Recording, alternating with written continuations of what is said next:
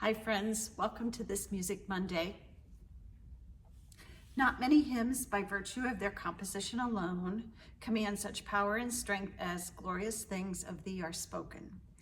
The dramatic storybook tale of the life of John Newton certainly brings to life the text of this hymn. There is an inherent strength in the structure, text, and scriptural images that, were this a modern-day film, would make for the best in dramatic productions. Born in London in 1725, John Newton led a most interesting life, from embarking upon a life of seafaring at a very young age to serving as a master of slave trading ships, and eventually leaving that abominable trade, which he later described, a business at which my heart now shudders. In his younger years as a sailor, he was known for being rebellious and often found himself in rough company. His penchant for wilder things in life ultimately led him to a slave trade ship, where he endured various trials, including a cruel relationship with his boss. His father, a former seaman himself, eventually sent an emissary to rescue him.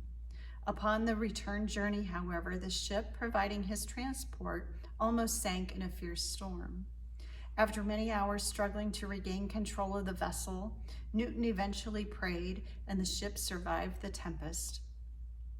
This was the beginning of his conversion story, which would lead him into ministry as an Anglican pastor, preacher, and writer. He met many other prominent evangelical contemporaries, including John and Charles Wesley and George Whitefield, and became a leading social reformer in the movement to abolish slavery.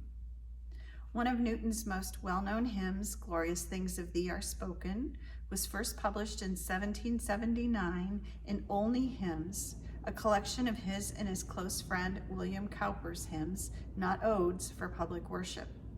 Newton would later describe the publication as a monument to perpetuate the remembrance of an intimate and endeared friendship. Another of his famous hymns in this collection is the hymn Amazing Grace, which has become one of the most popular and frequently sung hymns across the global church. Newton uses a great deal of scripture as influence for his writing and often focuses upon images that are not lofty, intended more for public worship and for the use of plain people, which reflects his evangelical history of service to the poor and the people of his parish. His theological perspective is largely Calvinist, but his hymns express a universality that strikes somewhat of a broader sentiment.